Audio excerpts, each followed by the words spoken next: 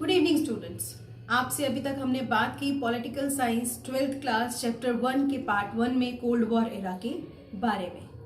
उसमें मैंने आपको बताया था कि कोल्ड वॉर की आइडियोलॉजी क्या है, किस तरीके से आफ्टर 1945 सेकेंड वर्ल्ड वॉर के बाद वर्ल्ड जो था वेस्टर्न और ईस्टर्न अलायंस में डिवाइड हो गया और कौन सी आइडियोलॉजीज को दोनों के दोनों कैंप्स फॉलो कर रहे थे।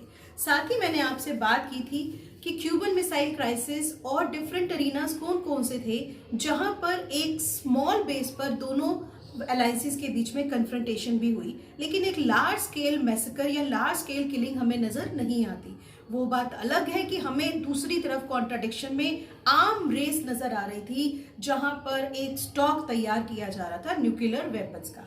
साथ ही साथ डिटरेंस के माध्यम से वो लोग अपनी अटैकिंग पावर को इस्तेमाल करने के मूड में नहीं आ रहे थे। इसके साथ ही मैंने आपके साथ थोड़ा सा डिस्कस किया था न्यू इकोनॉमिक वर्ल्ड ऑर्डर, जिसमें हमने बात की थी कि लीस्ट डेवलप्ड कंट्रीज जो नई इंडिपेंडेंट हो रही थी या वो कंट्रीज जिनके पास नेचुरल रिसोर्सेज तो हैं लेकिन उन्हें मैकेनिकल, टेक्नोलॉजिकल और इंफॉर्मेटिव सपोर्ट नहीं है, इकोनॉमिक सपोर्ट नहीं है, तो उन कंट्रीज के साथ इन अलायंसेज ने किस तरीके से नेचुरल रिसोर्सेज को डील करने में, उन्हें इकोनॉमिकली सपोर्ट करने में, दूसरी टेरिटरीज पर नजर बनाए रखने में क्या रोल प्ले किया।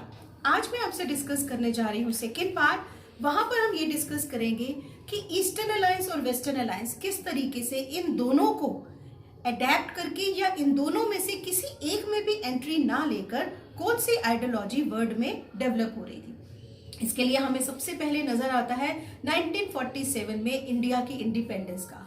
इंडिया ने इंडिपेंडेंट होते ही दोनों में से किसी भी अलायंस का पार्ट ना बनके ऐसी 5 नई कंट्रीज के साथ एक नया अलायंस बनाया जिसका नाम रखा गया नॉन अलाइनमेंट मूवमेंट, यानी कि गुट निरपेक्षता, जहां पर इंडिया और उन 4 कंट्रीज ने किसी भी तरीके से इन दोनों ग्रुप्स में शामिल होने की बात नहीं की। ये 5 कंट्रीज थी हमारे पास, इंडिया, युगोस्लाविया, इजिप्ट, इंडोनेशिया और घाना। इनके लीडर्स थे JL Nehru, Joseph Tito, Gamal Nasser, Sukarno और निकोरामो। तो ये सब ने मिलकर नैम की आइडियोलॉजी को जन्म दिया या इस मूवमेंट को स्टार्ट किया, जिसमें बाद में चाहकर बहुत सारी और भी कंट्रीज शामिल होती चली गई। इसी में हम बात करते हैं कि हमारी फर्स्ट नॉन अलाइनमेंट पॉलिसी के चलते जो फर्स्ट समिट हुई वो हुई बेलग्रेड में 1961 में, जहां पर 3 मेन डिस्कशंस को रखा गया।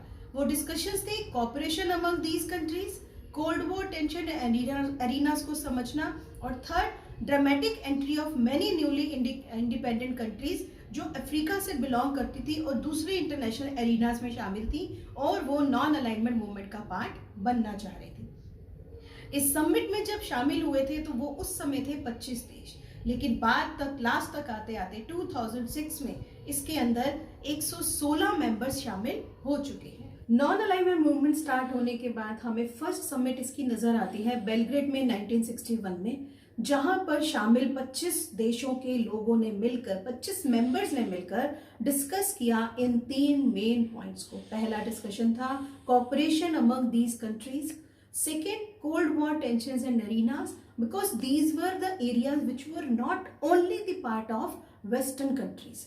वो बहुत सारे एरिया स्टेट्स ऐसी थी जो टेंशंस में थी और जो बहुत सारी इंडिपेंडेंट कंट्रीज के आसपास डेवलप हो रही थी। थर्ड हमारे लिए मेन पॉइंट था कि न्यूली इंडिपेंडेंट अफ्रीकन स्टेट्स या दूसरी कंट्रीज के एरियाज जो नैम का पार्ट बनना चाह रहे थे। हमारी फर्स्ट समिट में 25 लोग मेंबर स्टेट्स ने डिस्कशन किया था और उसके बाद हमें दिखता है कि 2006 में शामिल होने वाले बेलग्रेड के बाद वाली सेशन में 116 से भी ज्यादा मेंबर स्टेट्स नैम को फॉलो कर रही थी।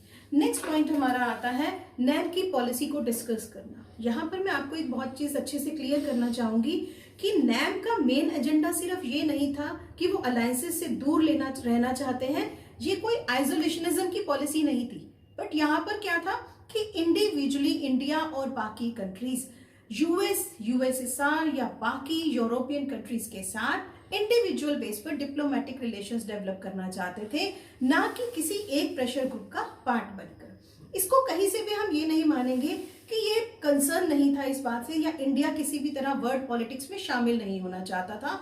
इंडिया बहुत अच्छे से जानता था कि आइसोलेशनिज्म की पॉलिसी को फॉलो करके नैम के मूवमेंट को कंटिन्यू नहीं किया जा सकता। दूसरे लिए हमारे लिए ये भी इम्पॉर्टेंट था कि जब हम वर्ल्ड पॉलिटिक्स का, जब हम वर्ल्ड विलेज का पार्ट बन जाते हैं तो हर पर्टिकुलर कंट्री के साथ एक रिलेशन बिल्डिंग की अलग अलग डिमांड्स होती हैं। कहीं पर सिर्फ डिप्लोमेटिक रिलेशंस बनाए जाते हैं, कहीं पर न्यूक्लियर रिलेशंस बनाए जाते हैं, जो हम आगे जाकर और भी डिटेल में पढ़ने वाले हैं।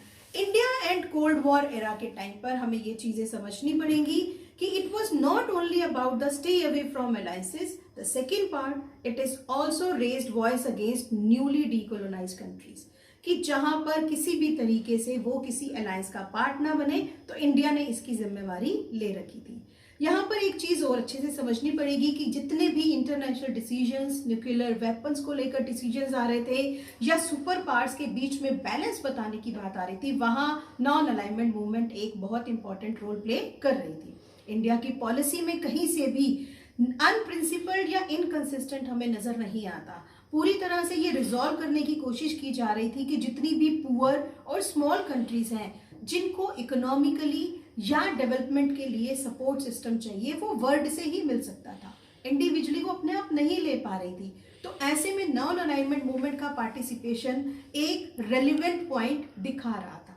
वो बात अलग है कि आज के सिनेरियो में हमारा एक 6 मार्क का क्वेश्चन तैयार हो जाता है, is name relevant in the current scenario? So not. But ये बात पक्की है कि आज प्रेशर या अनप्रेशर्ड ग्रुप्स को फॉलो करने की बात नहीं आती।